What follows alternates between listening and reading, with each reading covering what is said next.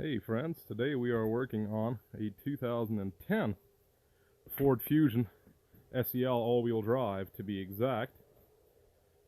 And basically what we're going to go over today is just a quick checkup, basically suspension check. I'll try to explain to you guys how to change your basic parts here, the basic suspension components and such. We'll start with the obvious, of course, tools you'll need to do the basics. I use, of course, my torque wrench. Some people say you're not supposed to use them to break stuff loose, but I don't think it hurts them at all. Actually, this is what they're designed for. So 19 millimeter, as long as your lug nuts still have these chrome caps on them. Sometimes they don't, and then, well, there really isn't a size that fits those, unfortunately. Usually I can still get the 19 to work, but I think an 18 might be too small. I think 11/16 barely fits on there. But anyway, then of course I use my impact and sockets to spin them free. Speeds the process up by a lot. And then of course while you're in here, here's your rotor. Looks fine. Your brake rotor looks fine, and your brake pad actually looks fine as well. Just trying to get a better view of it here. But I did go ahead and check the inside brake pad, and it's not so good. As you can see here, there is not a whole lot of life left there, unfortunately.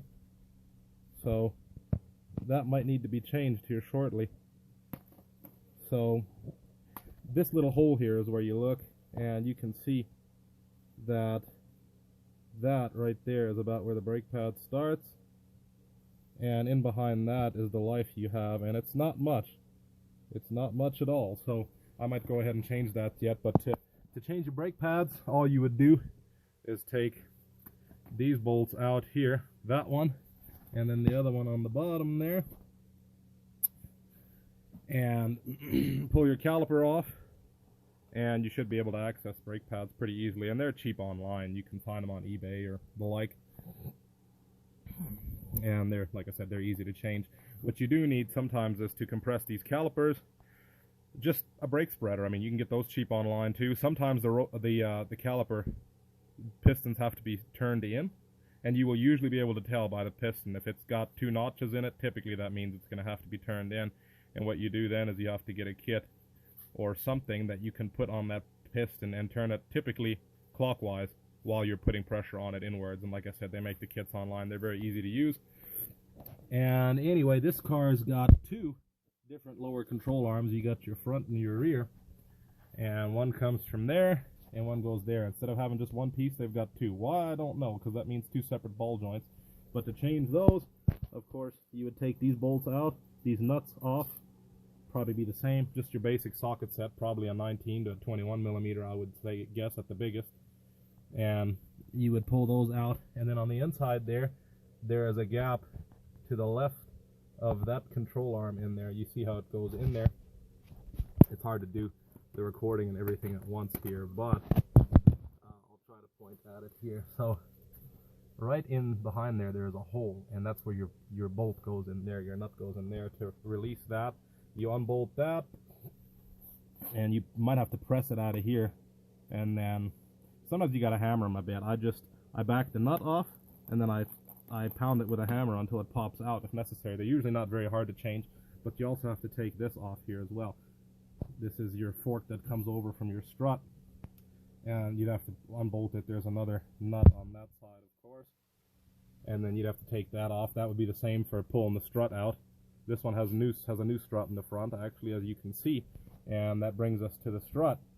You would have to unbolt it down there, and then of course your typical 3 bolts up here. It's pretty simple. Just move my gloves here, actually.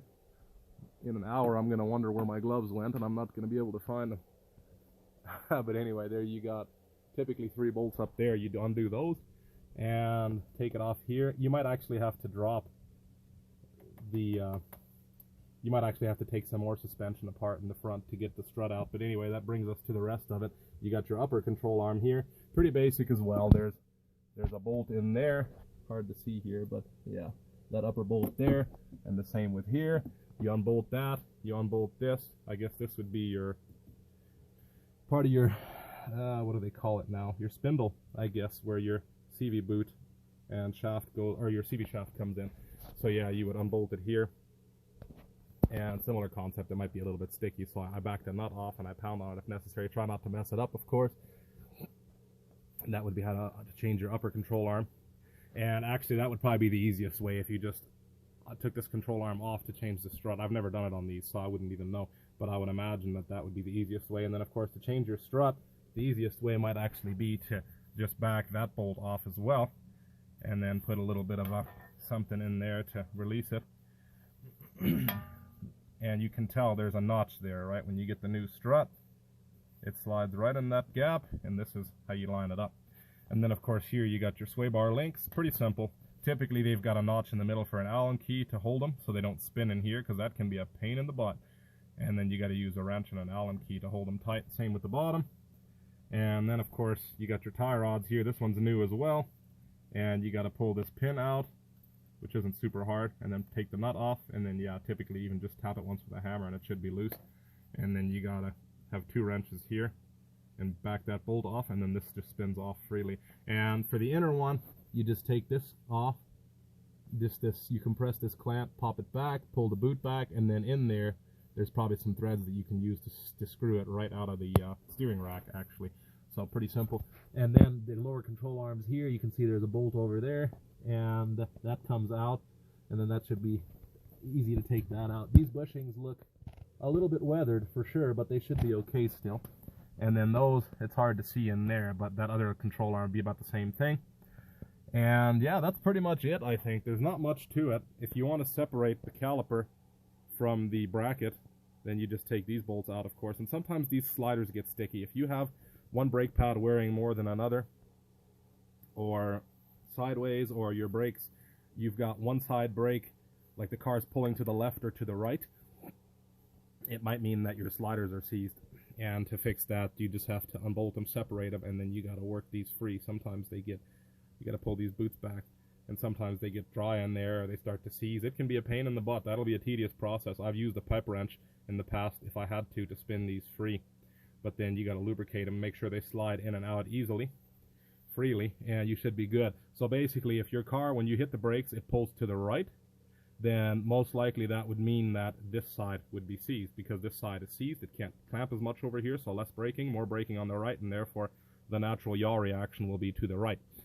But anyway, if you want to take the rotor off, some of these have these stupid set screws in the middle. I usually just leave them out, to be honest, but I know some people might frown on that. And a lot of the time, if these are rusty, I'll put a little bit of lubricant on them when I tighten them up, and then I just torque them a little more, probably 20-30 foot-pounds more than what you're recommended. I don't think it damages anything. I've done it in the past, and typically set it, in this case it's probably 100 or so that they're supposed to be torqued to. I'd probably set it to 120. These look fine. I don't think I'm going to lubricate anything here, and I know some people would say that's the stupidest thing you can ever do, but I've done it all my life and never really had any issues yet. Just got to keep an eye on your torques. You're supposed to retorque the wheels after so and so long anyway.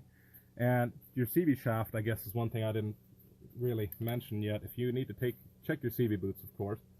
And if your CV shaft is ever no good, or if your boot is torn and you got a bunch of dirt and stuff in there, then to take that out, of course, the obvious, you just pop this off. It has a little notch in there that holds the nut in place, but this is a big nut. That's probably like a 24mm or something.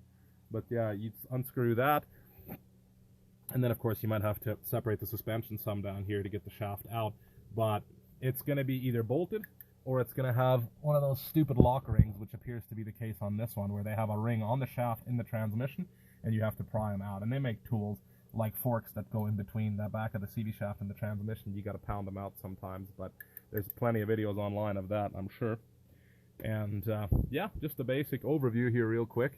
Your sway bar bushings would be back here, and they look new on this thing too, so they should be good, of course. And yeah, I mean, if you guys have any questions on anything else, let me know. As always, thank you, and may God bless you.